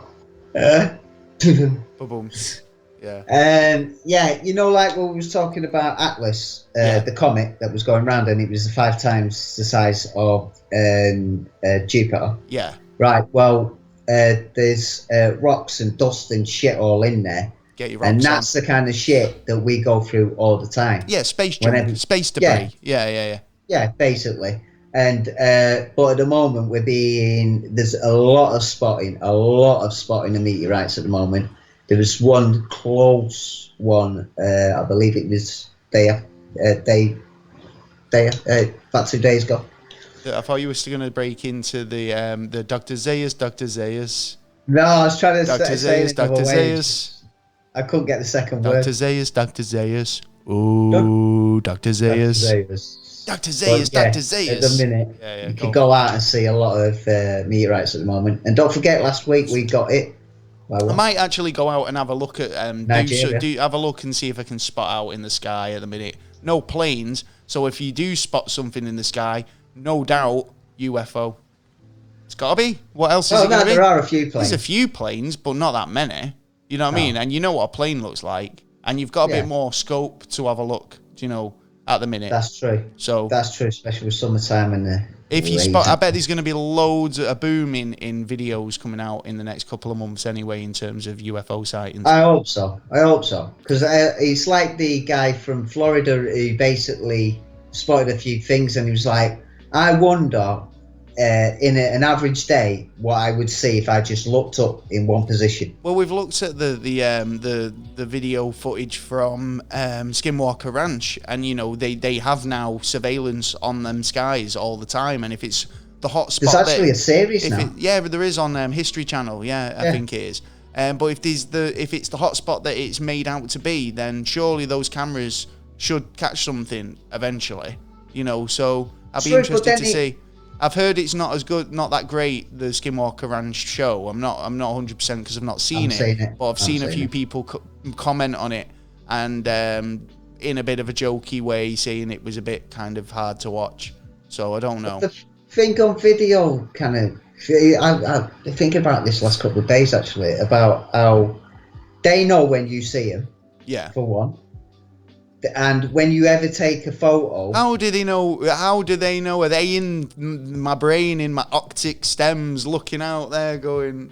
But there's so many people who've come forward who have stated that. I was looking at an object. I was taking a video, and then all of a sudden it just went, and it's already been there for 5 minutes. The electrical items seem to break down just as. But do you think that's down to human error and panic? You're not operating it as well as you should because you're trying to... Mate, I'm a photographer, and sometimes I see something and I go and I fumble getting my camera out and I miss it, right? And that's not a UFO. That's just a once in a lifetime moment, right? Now a UFO would be a once in a lifetime moment, but the fact is, a blurry photo of a UFO would be a photo of a UFO. Yeah, you'd want to try and crisp it up, wouldn't you, before you take the photo? Now. But what I'm getting at is, if you saw a UFO, you wouldn't be in a normal state of mind where you'd be like composed and be able to get that perfectly in focus, get the fucking all your settings right, and then take a mint photo. Yeah. It's quick before it fucks off. I want to get this shot. Do you know what I mean? So it's one of them, innit? Well, there you go. I mean, that's the NASA news for this week, I think. Before we go, we've got some stuff to talk about. I hope you're enjoying the YouTube version of the show when it does get put out. We had a few technical difficulties last week. But we seem to be sorted now. Fingers crossed, toes, and anything else you can cross, which will be amazing. We're available on all podcast platforms.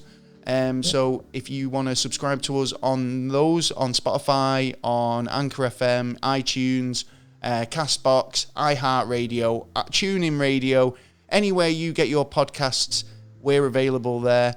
If you want to get in touch with us, you can get in touch at Twitter at NASA_never, or on Instagram and look at some of our pictures at Never Straight Answer.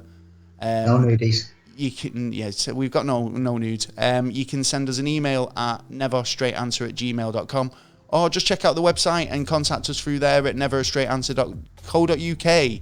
There's loads of stuff on there. You can get new episodes and whatnot and downloadable content. Plus, help us out on Patreon by going to patreon.com, neverstraightanswer, and that'll help us out. We'll be able to kind of put more into the show, invest it all back in, and it's all going back in to help us. So thank you very much for your support. We love you so much. Yeah. And talking about Patreons, in our shout outs this week for Patreons first, obviously, because we give our Patreons the best. Oh yeah, love, VIP. The VIP treatment. And so we've got Patreon Jessie G. Thank you so much for the support. You're so good. She bought a hoodie. We're rocking a Never a Straight Answer hoodie. It looks amazing. I'll try and get a picture of that up next week, just so you can see how amazing our hoodies look on people. Look great. If you want to get one, get over to the website. You can buy one over there. Big shout out to Swoosh for the super continued support he always is give us. Fucking well done, Fonzie. You're a fucking like a stud. Big shout out to Jay. Who I miss, man. I miss because he's usually in the studio snoring away. He is. But due to social distancing, he's at home playing Xbox most probably. But it's big shout out to you. Big shout out to Dunk Down the pub. He's named his pub now. Yes, he has, hasn't he? Yeah, it's now called the Social Distance Inn. And he's got a telly. And he was in there watching the snooker. He's got the sports on. He's watching football. He's got it fucking right set up. Big shout out to Nick. From Tennis Podcast, who was involved today with Oklahoma. He came over and asked if, obviously check out Oklahoma. Thank you for getting involved. I hope you're happy. I hope you're happy with that. Deep in History Podcast. Still want to get him on the show at some point. I'm sure we're going to work that out at some point soon. EJ, thank you for all your hard work and doing blogs and bits for us. Can't wait to see what your next one's about. Shout out to Gareth, who actually sent us a comment today and said he was interested to see how all the advertisements at the moment have changed. Like, whereas they usually build up to summer, it's all Thomas Cook's holidays and stuff like that. Man. And now it's just like they've flipped it around. And what we've been talking about as well on the main topic. Totally. You know what I mean? It makes sense. That's why I brought it up, because it's interesting to fucking know that like they're always thinking about how they can sell products and work a situation to their advantage. It's like holidays ain't making the money, so the advertised sales pitch advertising people who need to sell ad space are going to relevant places. So good shout on that one. Big shout out to his eyes open. Mr. Crabtree. Yes, Mr. Crabtree. Working fucking hard as usual. The guy's a legend. Thanks for listening. A big shout out to Agent Coulson as well. Can't wait to have you on. I think didn't you want to come on one of our lockdown episodes? But I'd be happy to have you on. Big shout out to Jen. Also of the and Jess from the Not So Minnesota Nice podcast. Give them a plug as well, because even though she's Patreon, she's also a top podcaster. Pair of them are. Get over and subscribe to them, and you won't be disappointed. Big shout out to Liz Reader for all the support.